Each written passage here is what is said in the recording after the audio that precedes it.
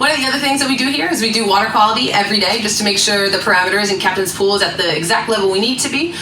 Because she is an ectotherm, there are certain things that we need to monitor to make sure that she is staying safe. So Captain has a saltwater pool.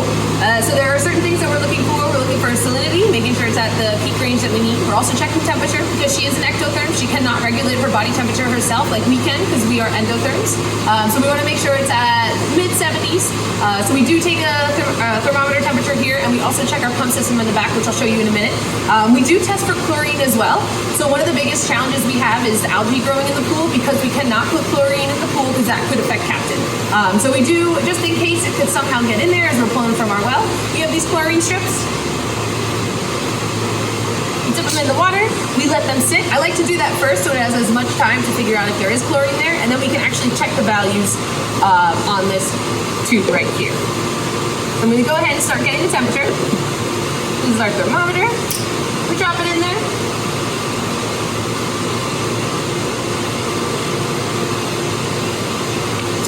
Right, and it's at 75.9. Make sure to turn it off to keep the battery. And then I plug it into the data, or into our tablet. We tells all of our data.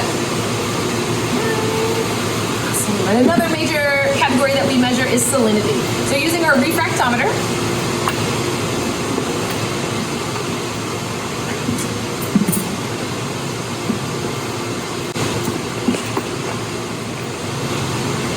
I like to clear it 3 times, just to make sure anything that wasn't there isn't there anymore. And then tilting it a little bit up so that the water doesn't fall off. I drop a couple drops on there, squirt out the rest. I close this over so that no air bubbles get in there, and I like to look towards the light because it helps me see the lines better. And we're sitting at 30 parts per thousand, which is pretty good. Salt water is technically anywhere from 32 and up. I do give it a freshwater rinse because salt water is not very good for a lot of things. It can be corrosive, so I like to give it a freshwater rinse. And then these Kim wipes are very gentle, so it won't scratch the glass. I also like to wrap them up in the Kim wipes again, just to keep it safe.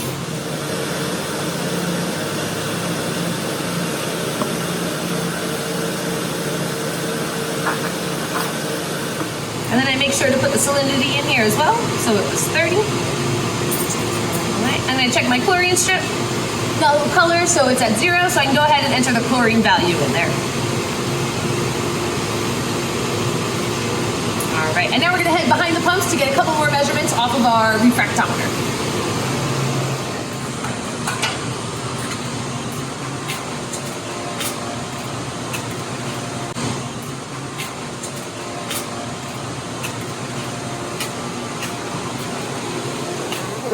So before we go back there, there's going to be a lot of sounds. There are certain sounds that we're looking for. We want to hear the hum of the motor so that we know that the filters are working. If anything does sound a little off, that's our first cue if something's wrong with our pumps.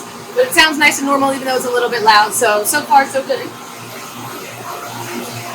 We check to make sure our UV lights are working. So we make sure that these 4 red lights are on. So 1, 2, 3, and 4. And then we actually check the pressure in here. We want to make sure that it's less than 30. So we are at about 16. 20, and 16 again. So far, so good. Then we check our temperatures. Because she is ectothermic, we do have a range of what she can be in. So right now, 76 on this one, and 74 on that one. So it'll cool it if it gets too hot, and it'll heat it if it gets too cold. Now we head over to this right here. And this will also give us a temperature reading from the refractometer. It gives us the pH as well, and it also gives us the ORP. So I take all of those values and I pop them in there. And then I also want to make sure that this is nice and silky and fuzzy. Every 10 minutes it'll spray. So I do like to wait to make sure that it is spraying. So we'll probably circle back to this. So this rotates through, so we'll go ahead and get the pH, which is 7.85.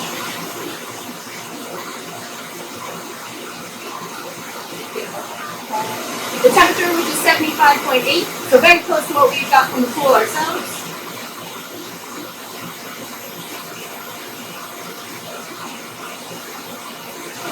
And the ORP, which is 403.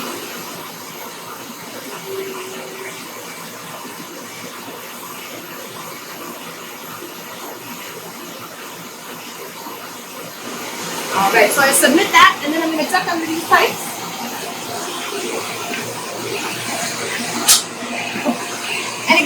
listening, making sure that it all sounds right. I also like to check them.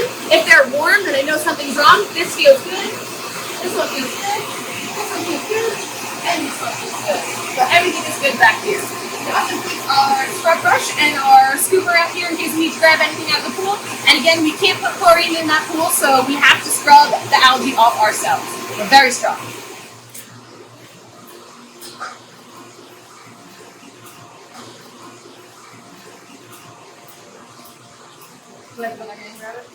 Now, all right. Now, as we grab this, we're going to head back inside and grab some of our stuff for our aquaponics, just to get some temperature values, to feed the fish, and make sure everything looks okay in that system. So follow me this way. All right. So for our aquaponics, we measure our temperature, we feed our fish, and we clean the filters. We also do water changes on it as well. And I'll talk a little bit more in depth about what our aquaponics system is outside. So we keep the fish food in here. We weigh it out to make sure that we are being consistent with the diet. We don't want to give them too much food because then they would poop too much. There would be too many fertilizers in the water, which would then overstimulate our plants. But we want to make sure that they're pooping enough so that there is enough fertilizer in there.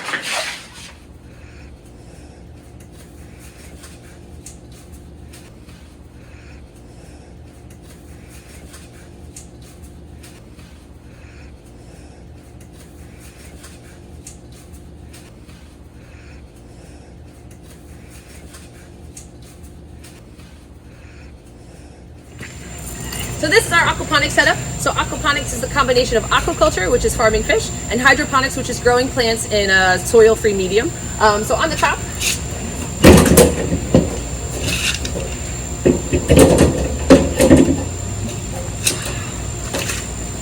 this is where we have our plants. So we're growing a few types of lettuce. The goal is for us to be self-sustainable so that we could grow all of the lettuce that Captain needs in here. We have some bok choy, we have some all lettuce blend. In the back we have some red lettuce blend, and I believe we have some Simpson seeded lettuce as well. So one of the things we have to make sure is that the water is clean. So we have a filter right over here. There's a little bit of growth on it, so I'm going to go ahead and give it a rinse.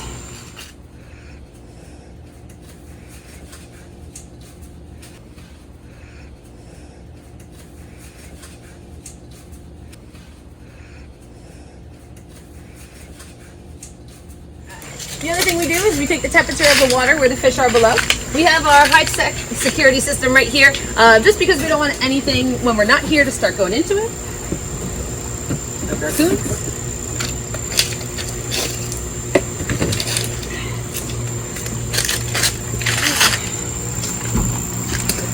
Alright, and here we have some fish. You can actually see some of them right now.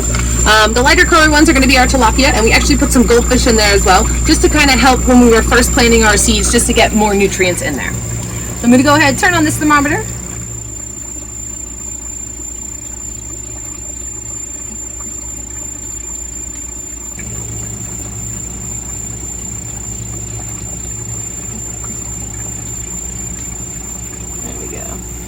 So it's at 77.3. We also actually have a heater back there. When it does get cold in Florida, this water temperature did drop down. Both goldfish and tilapia can handle cooler temperatures, but we didn't want it to get so cool where they weren't thriving. So we have it in there. It kind of keeps it around 75 degrees, unless it's warmer on the outside in the air, then that keeps it warmer as well. So we do keep everything in our tablet, so I'm going to go ahead and record that.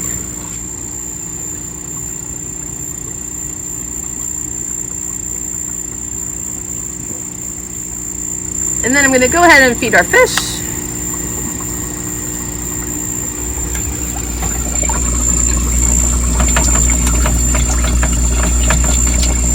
And as you can see, they love lunchtime.